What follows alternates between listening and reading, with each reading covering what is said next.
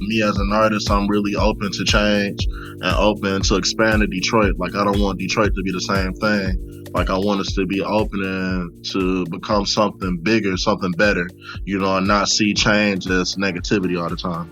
That's the voice of artist Sheefy McFly talking about what's next for Eastern Market. He, along with firm real estate developer Sanford Nelson, are my guests on the show to talk about a 40,000 square foot multi-story development on Russell at Division Streets called Glass Mural. This is your Daily Detroit for Thursday, October 15th, 2020. I'm Jer Stays. Eastern Market, to put it bluntly, has gone through a lot of changes. Although many come to it on Saturdays and know it through the public markets, there's much more to one of Detroit's historic districts, like food wholesalers, butchers, packers, and distributors. And in the last few years, there were shops and restaurants that, although their places were loved, the owners wanted to retire and few were interested in taking over. Some, there was a lot of controversy and attention when they shut their doors, while others opened up, like Eastern Market Brewing Company, Beyond Juicery, and Beas. A number of businesses needed to find or build modern facilities, too. The older buildings they were in just didn't live up to the needs of those companies anymore. And you might not know that most of the neighborhood's economic activity and jobs are created by those industrial places. It's part of what's driving this shift in the spaces in the market. So what's next with this Glass Mural project? And what are the visions behind it and some properties here? Let's find out. Joining me virtually is Sheefy McFly. He is an artist, and Sanford Nelson, the president of Firm Real Estate. Welcome to both of you to Daily Detroit. Hey, how you doing? Excellent. Thanks for having us. First off, let's set the table for folks around this building in Eastern Market, where it is, all that kind of stuff. Looking at the renderings, you're right next to Burt's, right? Yep. And what is the vision for doing this investment and doing this project here? Because Eastern Market is a place that has a lot of emotional connection for a lot of folks.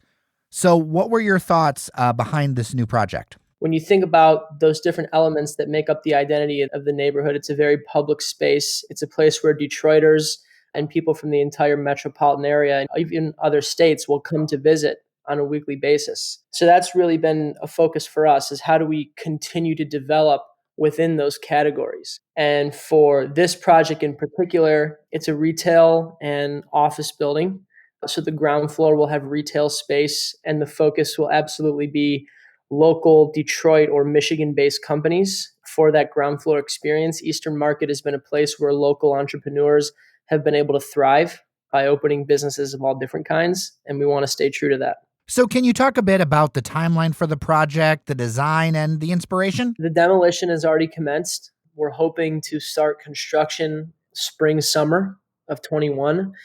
And Brinker, who's the construction firm, thinks it'll take about 14 months to actually build, which is an aggressive timeline. Things happen, as you know, in development, but we're sticking to that.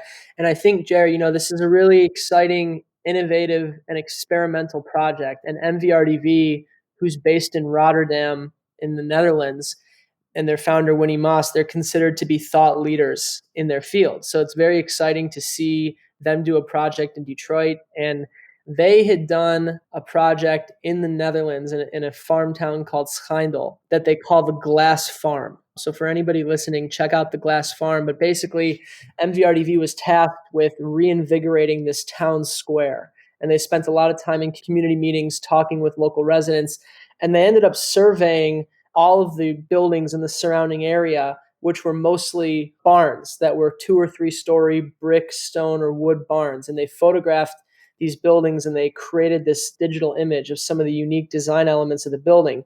Then they used Pixar technology to render the image, and then they burned the image through the ceramic digital printing technology into the glass. When you visit the town from afar, it actually looks like a brick building, but as you get up close, it's just a glass building. It's really beautiful. Interesting. So are they doing something similar here? They used that idea as a way to approach mural preservation and public art preservation, as well as a unique twist on historic preservation. So there's an existing 2-story building on the site of where Glass Mural is being built. And it has a mural on the Russell Street side by an artist named Denial. And The first thing that we did was we did a digital scan of the existing brick building so that we could get exact measurements and dimensions of the brick pattern that exists on the existing building. We then took that and we worked with Denial to preserve his mural and create new designs along the facade. So when you see this building, once it's built, there will be areas that just look like brick, and then there will be areas that look like mural painted on brick. So you'll actually see the original brick design of the existing building transformed onto this glass building. And then you have the second block above it that has Sheefy's design. So it's very innovative and interesting. There's been a lot of work that's gone into it. You know, on the one hand, it's a simple 4-story glass building, but because of the nature of the printing element of it, it's very high tech, it's very experimental, and very innovative. So we're really excited to be working with this team and bringing a project of this caliber to the city. So, Sheefy, how did you get involved in this project, and why this project? Sanford, he reached out to me, and it was kind of like magic.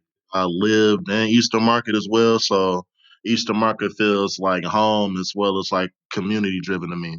When I started sketching and everything, I really took my style to a different level by augmentating on what I usually illustrate, and I feel like it was a perfect fit. So that's how we got it rolling like over the past few months. I mean, really collaborating. Kind of surreal just to see something like this stature coming up in my hometown of Detroit and being a part of it. It felt like a blessing in disguise to be a part of this project. It's like the true sense of immortality as an artist. Well, and Sheefy, I imagine that this has got to be pretty cool for your kind of art as well, too, because like we just covered Sidney James on the side of the Chroma project, and that's, you know, a giant literal mural, and this is a very different kind of technological process. This feel like the RoboCop of murals type of thing, like just murals in a new age. Like, because I was thinking about it the other day, I'm like, man, there's really nothing like this. Just the whole technique, it takes my whole mind away from actually looking at the wall and know how to attack the wall sometimes. Now it's actually thinking about building a building, you know, just some futuristic building with some state of the art architect team to render and to see so much love being received from it. It's just like, man, it is so cool. And also, Jared, it's this idea of the preservation of public art, which up until a project like this, public art murals on buildings have sort of been like an ephemeral experience where over time the mural could become dilapidated due to weather, or the owner of a building may decide to put a doorway or a window into the mural, which would obstruct it. Or in the case of the Sidney James mural on the Chroma building, that was a mural painted over another mural, right? So these things can be ever changing. And the idea that now it could be permanent, right? And really a part of the architecture is sort of a new idea that's exciting to explore. Looking at the renderings, it's a bit taller than some of the buildings in the market. It's got a lot of scale, which also means that the art is going to be visible. There's no way you don't see this project from, say, working in a high-rise downtown. I know, right? I feel like it's going to be a part of the skyline or just a part of the attraction. Just how people come see the Ranson or go see the Heidelberg project or to come see murals in the market, they'll be coming to see the glass mural. And I feel like there's nothing like this in the world, and it takes street art and public art to a different level. Just with the image being printed on glass, that's just like nothing ever done before. So I feel like it's been expanding my artistry and my mind just really thinking about how we can really reflect public art. Really being in Detroit and being from Detroit, it just feels good to have that type of reflection at home. How does it feel for you, Sheefy, to put your stamp on some of the changes that are happening in the market? I lived in the market 5, 6 years ago. I watched the change from the bottom up. I feel like Detroiters, we need inclusion, we need a voice, and we need to be able to have input. So I feel like my first foot forward will help other people get inspired to actually learn and be a part of the change instead of pushing away the change, because change is inevitable. Me as an artist, I'm really open to change and open to expand to Detroit. Like, I don't want Detroit to be the same thing. Like, I want us to be open and to become something bigger, something better, you know, and not see change as negativity all the time. Well, one of the questions I'll ask both of you, and this is something because I talked to the head of the Eastern Market Corporation, Dan Carmody, last year. And one of the things he was really candid about was that so much of the market is still like warehousing and food servicing, that's where the majority of the jobs are. Although the conversation happens with the Saturday market, like the jobs and the action right now are a lot of that wholesale stuff, kind of like you mentioned, Sanford. So we're looking at change. What about ideas like what happens in Philadelphia and other cities where the market maybe is more than just Saturdays and some Tuesdays or some weekend things?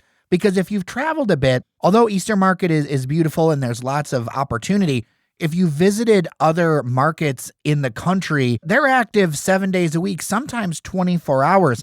Is that something that you two would like to see?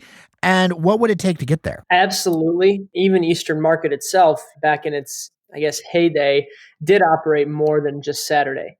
And I think that that's a very intricate question. And I know I've spent a lot of time talking to Dan Carmody about this, but we think that one way to have more traffic there on a daily basis is to create density. So whether it's retail density, office or other commercial type density, residential density, doing that to increase the activity and foot traffic on a daily basis, but making sure that you're very intentional about it and you balance it in a way so that the market maintains its character. And I know that one of the things Dan Carmody has been working on for a very long time is that a lot of these major food businesses that have been in the market for decades, or some even over a century, they're in these old buildings that are very cool buildings, but they're becoming dilapidated. They're no longer really logistically making sense for a lot of these business, or USDA food regulations are changing. It's sort of like how auto plants used to build themselves on multiple levels and then they changed to just be one sprawling level. You may be familiar with the cold storage tower in Eastern Market that has the big veggie bowl painted on it. That's a 7-story cold storage building. And today it would never make sense for a cold storage business to be vertical like that and spread out on a lot of floors. What Carmody has been really leading the effort along with the city of Detroit and the planning department is to identify this expanded area, which Carmody calls the Food Innovation Zone, which is just north and east of the market core. And there's a lot of vacant land where these food businesses can expand and build new facilities. And as they do that and more of these buildings in the core become vacated, you have the opportunity to develop a mixture of uses all surrounding the sheds. The historic sheds will always be this centerpiece of the neighborhood. And I think that the opportunity to build more density in the neighborhood could impact the decision to have the farmers market not just on Saturdays. Can either of you give people kind of a idea of what that density is right now around like residential and things like that? Because I remember I used to have an office in what are now the fire department lofts. They were offices for a while. This is years ago, frankly, like, 8 or 9 years ago. We would have some great developments, but I think there's a really big gap between what we think is dense around here versus what's dense to make a city work as far as population. So you have any insight on that or any idea around like visions for that? Especially, you're a developer and Sheefy, you live there too. So I'd love you guys' thoughts. Well, I don't know that there's a magic number as far as how many residential units there should be in a given neighborhood. I know that the city is really pushing for residential development along the DeQuinder Cut, which sort of borders the core area of the market. There's only, I think, 3 buildings that currently have residential in the core. So I think if you look around the DeQuinder Cut and then sprinkle some other residential in between, say, 375 and the DeQuinder Cut closer to the core, I think you can have this really great walkable experience. And Eastern Market is really already set up for great density. It's very walkable. The streets are very narrow and you can spend hours and hours just weaving through these different streets, visiting different places. So I think it's set up for that. What I loved about staying at Eastern Market, it wasn't too many places to stay, but it was still a hidden gem. So you'll have days where it's tailgating, or you'll have days when you see the serenity of the market when people just waking up early. And me being an artist, I felt like living in Eastern Market really everything for me because I did the Red Bull House of Art, which was in Eastern Market.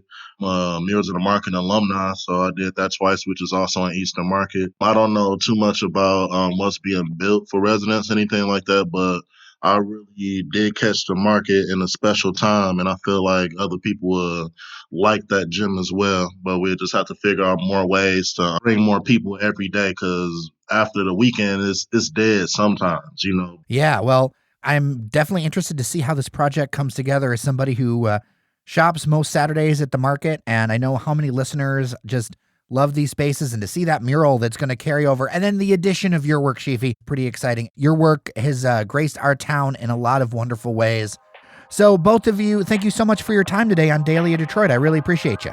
Thank you so much. Thank you.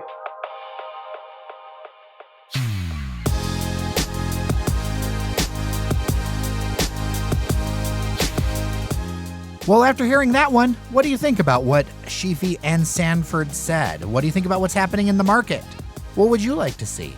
Leave me a voicemail, 313-789-3211, or shoot me an email, dailydetroit@gmail.com. Would love to hear from you.